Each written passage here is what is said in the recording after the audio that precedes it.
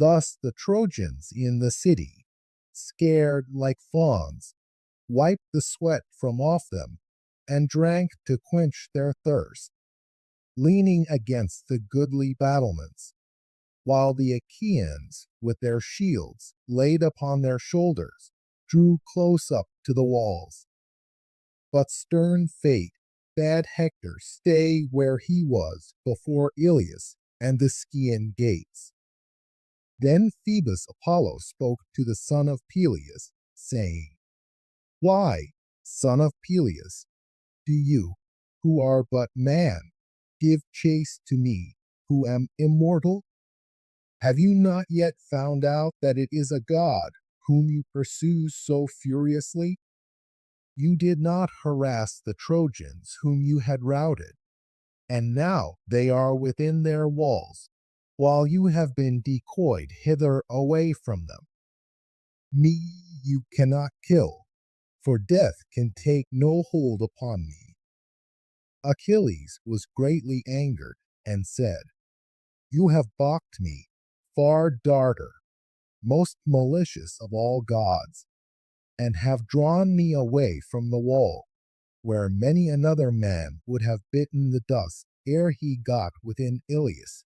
You have robbed me of great glory, and have saved the Trojans at no risk to yourself.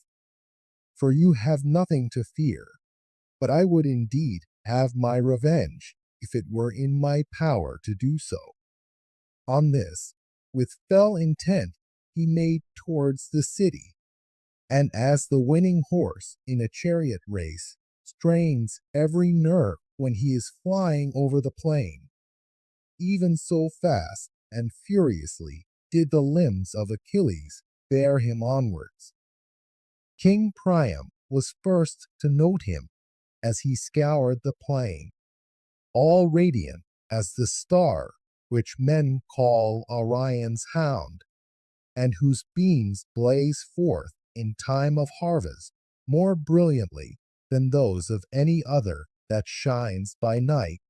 Brightest of them all though he be, he yet bodes ill for mortals, for he brings fire and fever in his train. Even so did Achilles' armor gleam on his breast as he sped onwards. Priam raised a cry and beat his head with his hands as he lifted them up and shouted out to his dear son, imploring him to return. But Hector still stayed before the gates, for his heart was set upon doing battle with Achilles.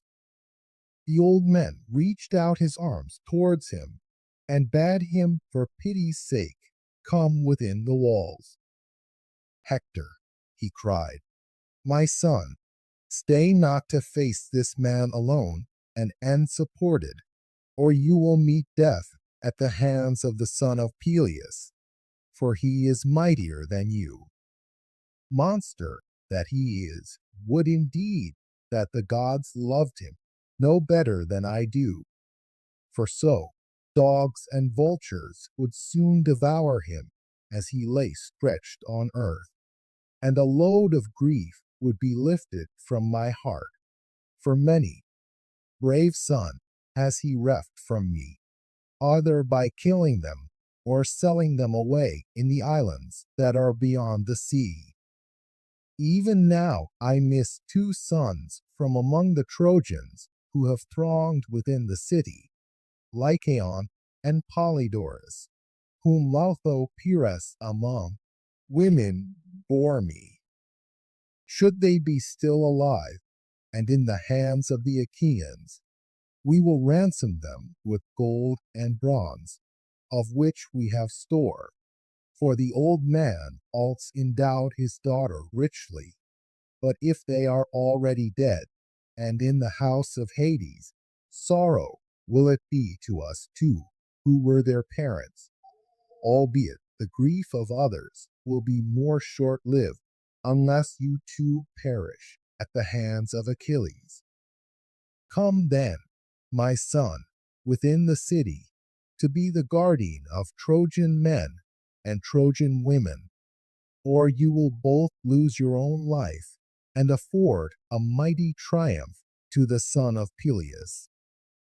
Have pity also on your unhappy father, while life yet remains to him on me, whom the son of Saturn will destroy by a terrible doom on the threshold of old age, after I have seen my sons slain and my daughters haled away as captives, my bridal chambers pillaged, little children dashed to earth amid the rage of battle, and my sons' wives dragged away by the cruel hands of the Achaeans. In the end, fierce hounds will tear me in pieces at my own gates, after someone has beaten the life out of my body with sword or spear hounds, that I myself reared and fed at my own table to guard my gates, but who will yet lap my blood, and then lie all distraught at my doors. When a young man falls by the sword in battle, he may lie where he is, and there is nothing unseemly. Let what will be seen. All is honorable in death. But when an old man is slain, there is nothing in this world more pitiable than that dogs should defile his gray hair and beard, and all that men hide for shame.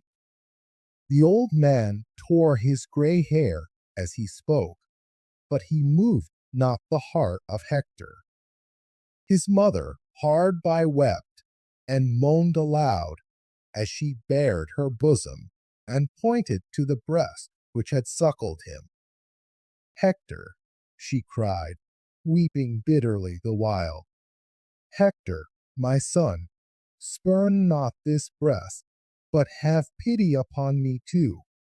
If I have ever given you comfort from my own bosom, think on it now, dear son, and come within the wall to protect us from this man. Stand not without to meet him. Should the wretch kill you, neither I nor your richly dowered wife shall ever weep, dear offshoot of myself, over the bed on which you lie, for dogs will devour you at the ships of the Achaeans. Thus did the two with many tears implore their son, but they moved not the heart of Hector, and he stood his ground, awaiting huge Achilles as he drew nearer towards him. As serpent in its den upon the mountains, full fed with deadly poisons, waits for the approach of man, he is filled with fury, and his eyes glare terribly as he goes writhing round his den. Even so Hector leaned his shield against a tower that jutted out from the wall, and stood where he was, undaunted. Alas, said he to himself in the heaviness of his heart, if I go within the gates, Polydamas will be the first to heap reproach upon me, for it was he that urged me to lead the Trojans back to the city on that awful night when Achilles again came forth against us. I would not listen, but it would have been indeed better if I had done so. Now that my folly has destroyed the host, I dare not look Trojan men and Trojan women in the face, lest a worse man should say, Hector has ruined us by his self-confidence. Surely it would be better for me to return after having fought Achilles and slain him, or to die gloriously here before the city. What, again, if were to lay down my shield and helmet, lean my spear against the wall, and go straight up to noble Achilles? What if I were to promise to give up Helen, who was the fountainhead of all this war, and all the treasure that Alexandrus brought with him in his ships to Troy, and to let the Achaeans divide the half of everything that the city contains among themselves? I might make the Trojans, by the mouths of their princes, take a solemn oath that they would hide nothing, but would divide into two shares all that is within the city. But why argue with myself in this way? Were I to go up to him, he would show me no kind of mercy. He would kill me then and there, as easily as though I were a woman, when I had off my armor. There is no parleying with him from some rock or oak tree, as young men and maidens prattle with one another. Better fight him at once, and learn to which of us Jove will vouchsafe victory. Thus did he stand and ponder, but Achilles came up to him, as it were Mars himself, plumed lord of battle. From his right shoulder he brandished his terrible spear of Pelian ash, and the bronze gleamed around him like flashing fire or the rays of the rising sun. Fear fell upon Hector as he beheld him, and he dared not stay longer where he was, but fled in dismay from before the gates, while Achilles darted after him at his utmost speed. As a mountain falcon, swiftest of all birds, swoops down upon some cowering dove, the dove flies before him, but the falcon with a shrill scream follows close after, resolved to have her. Even so did Achilles make straight for Hector with all his might, while Hector fled under the Trojan wall as fast as his limbs could take him. On they flew along the wagon road that ran hard by under the wall, past the lookout station, and past the weather-beaten wild fig tree, till they came to two fair springs which feed the river Scamander. One of these two springs is warm, and steam rises from it as smoke from a burning fire, but the other, even in summer, is as cold as hail or snow, or the ice that forms on water. Here, hard by the springs, are the goodly washing troughs of stone, where in the time of peace, before the coming of the Achaeans, the wives and fair daughters of the Trojans used to wash their clothes. Past these did they fly, the one in front, and the other giving haw. Behind him, good was the man that fled, but better far was he that followed after, and swiftly indeed did they run, for the prize was no mere beast for sacrifice, or bullock's hide, as it might be for a common foot race, but they ran for the life of Hector. As horses in a chariot race speed round the turning posts, when they are running for some great prize, a tripod or woman, at the games in honor of some dead hero, so did these two run full speed 3 times round the city of Priam. All the gods watched them, and the sire of gods and men was the first to speak. Alas, said he, my eyes behold a man who is dear to me being pursued round the walls of Troy. My heart is full of pity for Hector, who has burned the thigh bones of many a heifer in my honor, at one while on the of many valleyed Ida, and again on the citadel of Troy. And now I see noble Achilles in full pursuit of him round the city of Priam. What say you?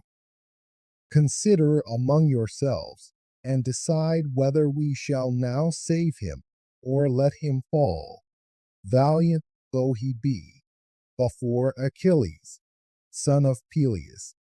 Then Minerva said, Father, wielder of the lightning, lord of cloud and storm, what mean you? Would you pluck this mortal whose doom has long been decreed, out of the jaws of death.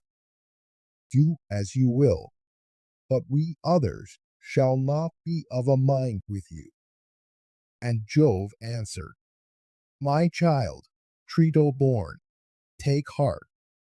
I did not speak in full earnest, and I will let you have your way. Do without let or hindrance as you are minded. Thus did he urge Minerva, who was already eager, and down she darted from the topmost summits of Olympus. Achilles was still in full pursuit of Hector, as a hound chasing a fawn which he has started from its covert on the mountains, and hunts through glade and thicket. The fawn may try to elude him by crouching under cover of a bush, but he will scent her out and follow her up until he gets her. Even so, there was no escape for Hector from the fleet son of Peleus. Whenever he made a set to get near the Dardanian gates and under the walls, that his people might help him by showering down weapons from above, Achilles would gain on him and head him back towards the plain, keeping himself always on the city side.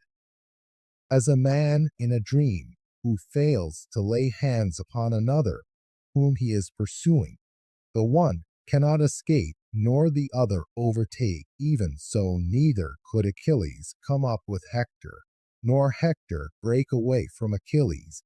Nevertheless, he might even yet have escaped death, had not the time come when Apollo, who thus far had sustained his strength and nerved his running, was now no longer to stay by him.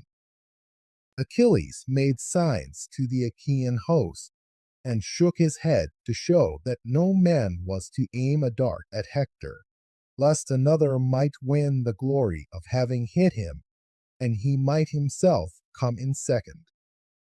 Then, at last, as they were nearing the fountains for the fourth time, the father of all balanced his golden scales and placed a doom in each of them, one for Achilles and the other for Hector.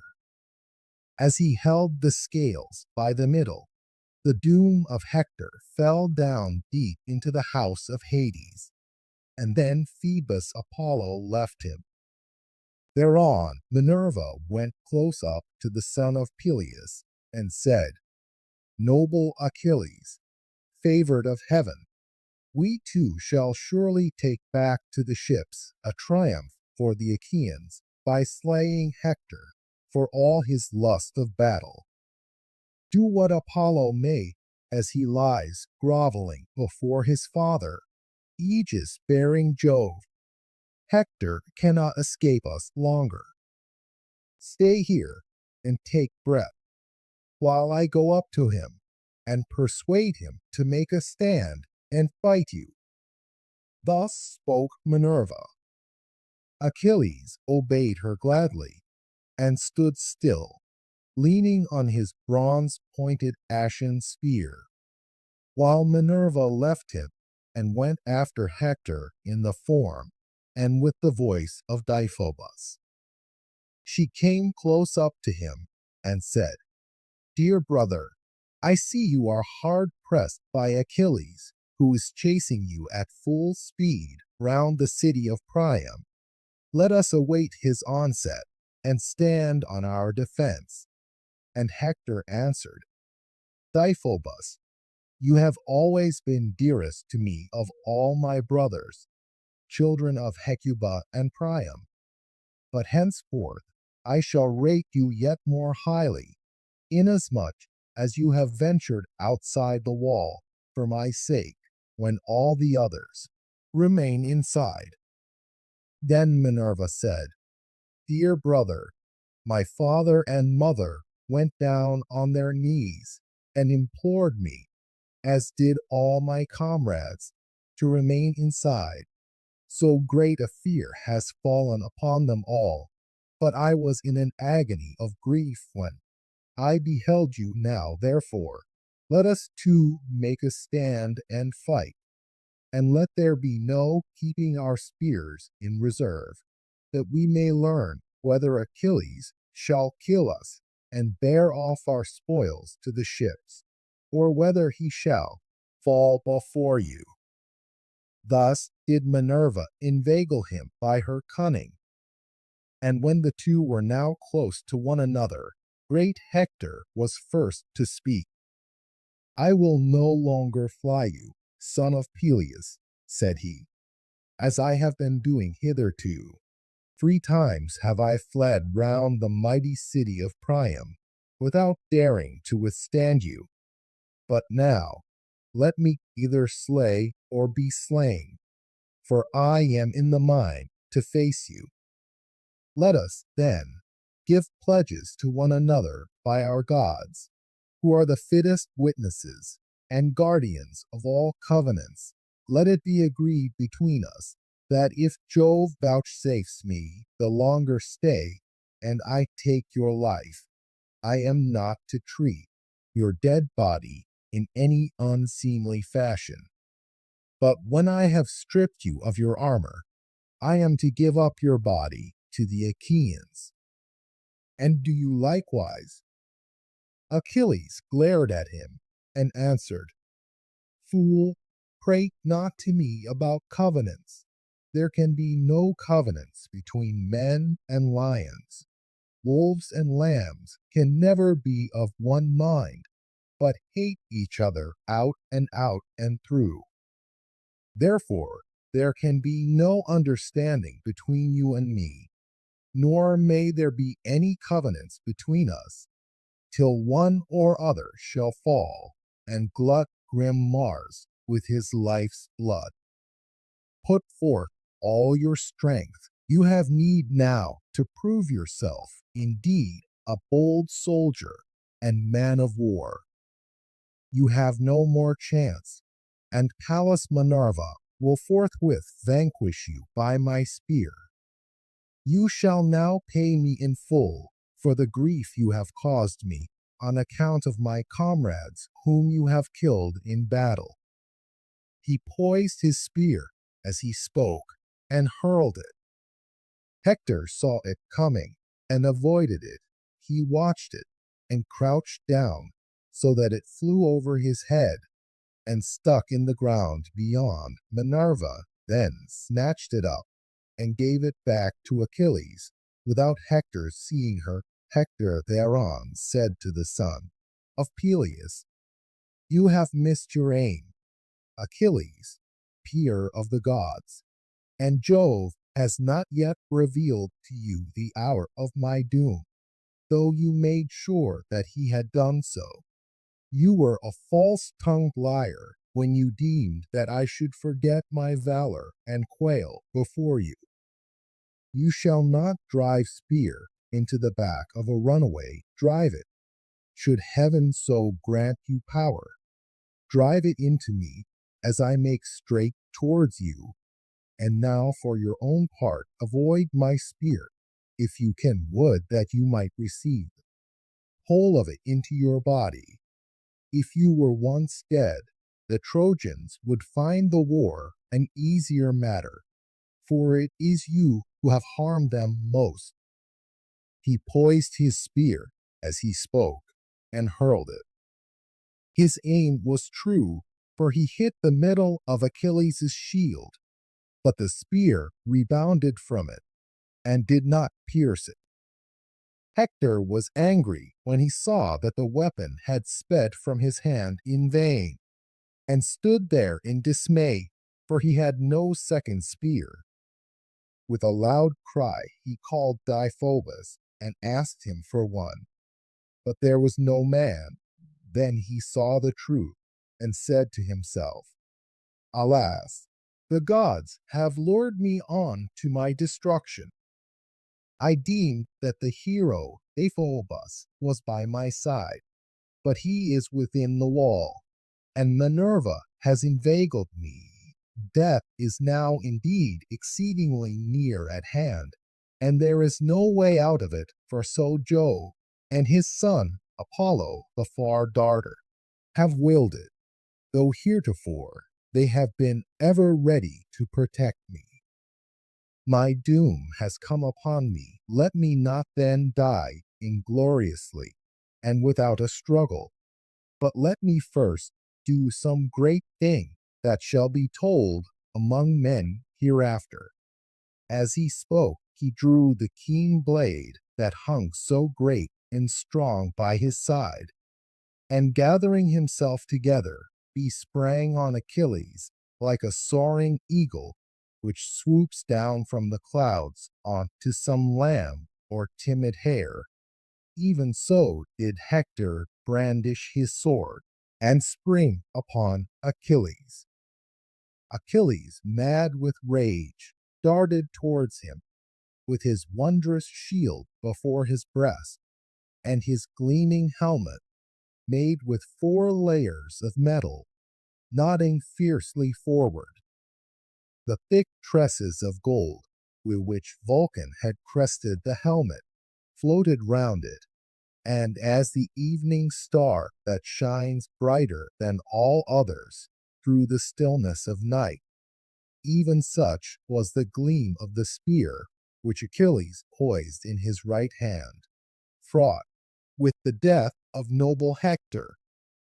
He eyed his fair flesh over and over to see where he could best wound it, but all was protected by the goodly armor of which Hector had spoiled Patroclus after he had slain him, save only the throat where the collar bones divide the neck from the shoulders, and this is a most deadly place. Here then did Achilles strike him as he was coming on towards him, and the point of his spear went right through the fleshy part of the neck, but it did not sever his windpipe, so that he could still speak. Hector fell headlong, and Achilles vaunted over him, saying, Hector, you deemed that you should come off scatheless when you were spoiling Patroclus, and recked not of myself, who was not with him. Fool that you were! For I, his comrade, mightier far than he, was still left behind him at the ships, and now I have laid you low. The Achaeans shall give him all due funeral rites, while dogs and vultures shall work their will upon yourself. Then Hector said, as the life ebbed out of him, I pray you by your life and knees, and by your parents, let not dogs devour me at the ships of the Achaeans, but accept the rich treasure of gold and bronze which my father and mother will offer you, and send my body home, that the Trojans and their wives may give me my dues of fire when I am dead. Achilles glared at him and answered, Dog, talk not to me neither of knees nor parents. Would that I could be as sure of being able to cut your flesh into pieces and eat it raw, for the ill have done me, as I, and that nothing shall save you from the dogs, it shall not be, though they bring 10 or 20-fold ransom, and weigh it out for me on the spot, with promise of yet more hereafter. Though Priam, son of Dardanus, should bid them offer me your weight in gold, even so your mother shall never lay you out and make lament over the son she bore, but dogs and vultures shall eat you utterly up. Hector, with his dying breath, then said, I know you what you are, and was sure that I should not move you, for your heart is hard as iron. Look to it that I bring not heaven's anger upon you on the day when Paris and Phoebus Apollo, valiant though you be, shall slay you at the Scaean gates. When he had thus said, the shrouds of death enfolded him, whereon his soul went out of him and flew down to the house of Hades, lamenting its sad fate that it should end youth and strength no longer. But Achilles said, speaking to the dead body, "Die, for my part, I will accept my fate whensoever Jove and the other gods see fit to send it." As he spoke, he drew his spear from the body and set it on one side. Then he stripped the blood-stained armor from Hector's shoulders, while the other Achaeans came running up to view his wondrous strength and beauty, and no one came near him without giving him a fresh wound. Then would one turn to his neighbor and say, "It is easier to handle Hector now than when he was flinging fire onto our ships." And as he spoke, he would thrust his spear into him anew. When Achilles had done spoiling Hector of his armor, he stood among the Argives and said, "My friends, princes, and counselors of the Argives, now that heaven has vouchsafed us to overcome this man, who has done us more hurt than all the others, together consider whether we should not attack the city in force, and discover in what mind the Trojans may be. We should thus learn whether they will desert their city now that Hector has fallen, or will still hold out even though he is no longer living.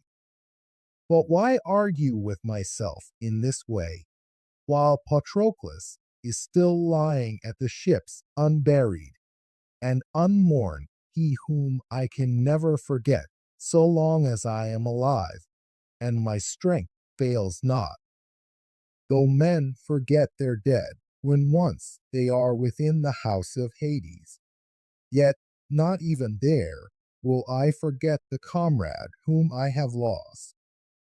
Now, therefore, Achaean youths, let us raise the song of victory and go back to the ships, taking this man along with us, for we have achieved a mighty triumph and have slain noble Hector, to whom the Trojans prayed throughout their city, as though he were a god." On this, he treated the body of Hector with contumely. He pierced the sinews at the back of both his feet from heel to ankle, and passed thongs of ox hide through the slits he had made.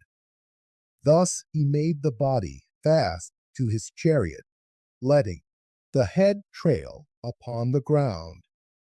Then, when he had put the goodly armor on the chariot and had himself mounted, he lashed his horses on, and they flew forward, nothing loath.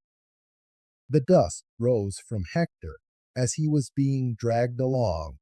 His dark hair flew all abroad, and his head, once so comely, was laid low on earth.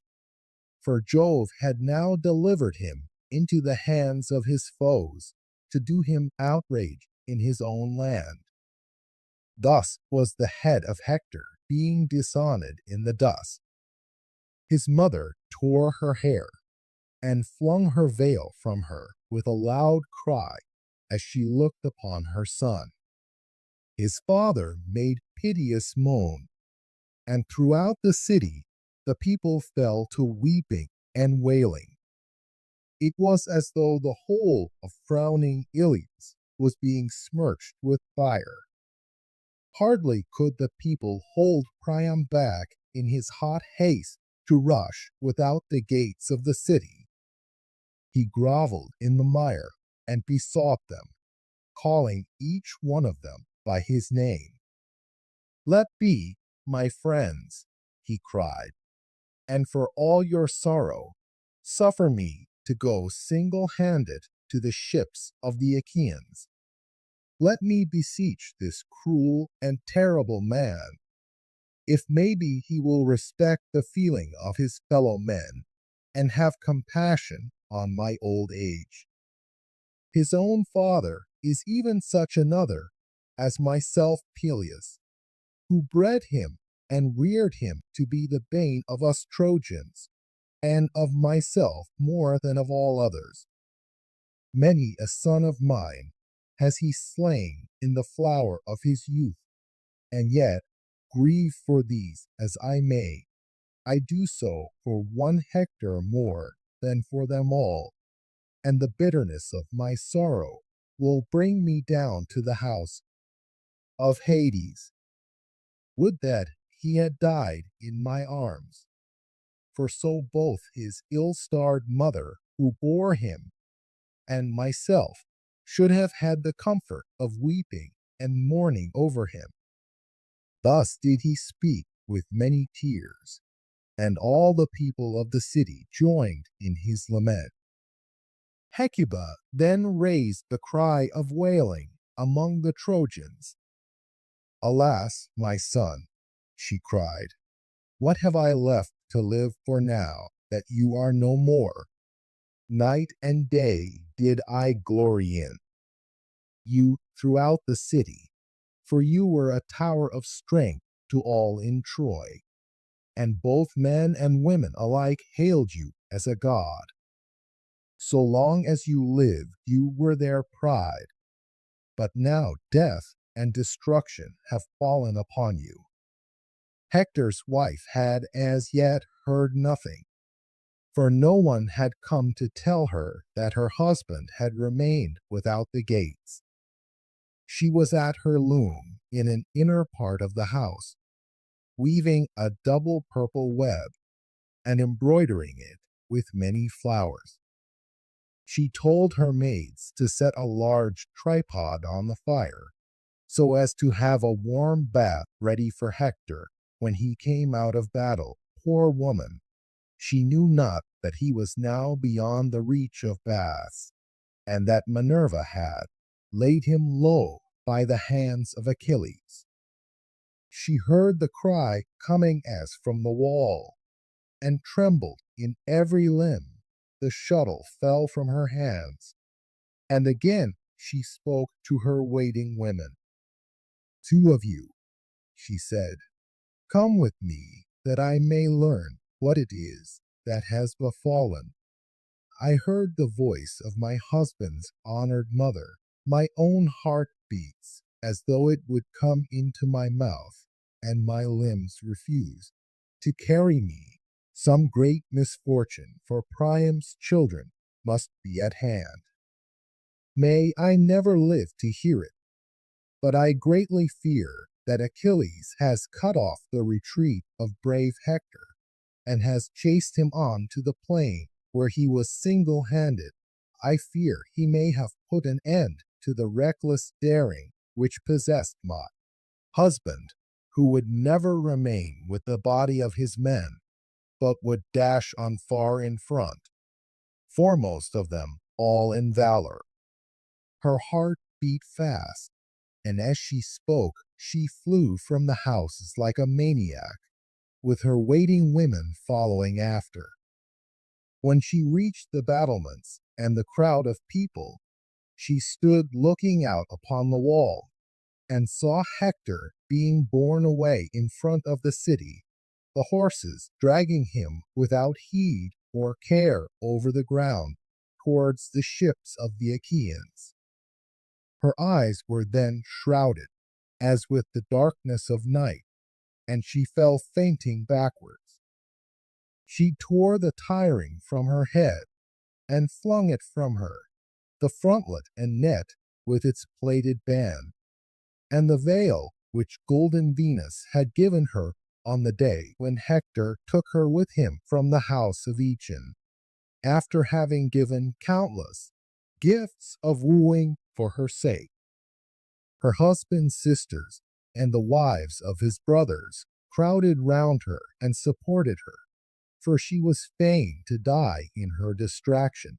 When she again presently breathed and came to herself, she sobbed and made lament among the Trojans, saying, "Woe is me, O Hector, woe indeed, that to share a common lot we were born, you at Troy in the house of Priam, and I at Thebes under the wooded mountain of Placus, in the house of Aetion, who brought me up when I was child ill-starred sire of an ill-starred daughter, would that he had never begotten me.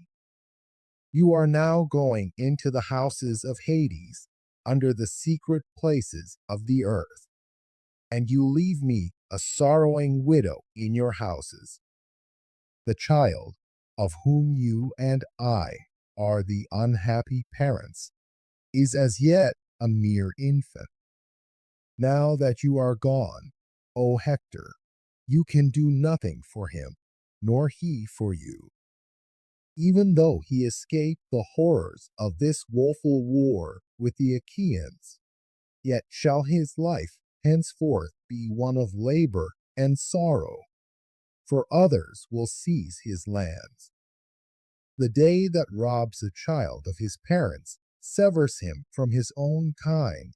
His head is bowed, his cheeks are wet with tears, and he will go about destitute among the friends of his father, plucking one by the cloak and another by the shirt. Some one or other of these may so far pity him as to hold the cup for a moment towards him and let him moisten his lips, but he must not drink enough to wet the roof of his mouth. Then one whose parents are alive will drive him from the table with blows and angry words. Out with you, he will say, you have no father here. And the child will go crying back to his widowed mother, he, Astyanax, who erewhile would sit upon his father's knees, and have none but the daintiest and choicest morsels set before him. When he had played till he was tired and went to sleep, he would lie in a bed, in the arms of his nurse, on a soft couch, knowing neither want nor care. Whereas now that he has lost his father, his lot will be full of hardship, he, whom the Trojans name Astyanax, because you, O Hector, were the only defense of their gates and battlements. The wriggling, writhing worms will now eat you at the ships, far from your parents, when the dogs have glutted themselves upon you. You will lie naked, although in your house you have fine and goodly raiment made by hands of women. This will I now burn. It is of no use to you, for you can never again wear it, and thus you will have respect shown you by the Trojans, both men and women. In such wise did she cry aloud amid her tears, and the women joined in her lament.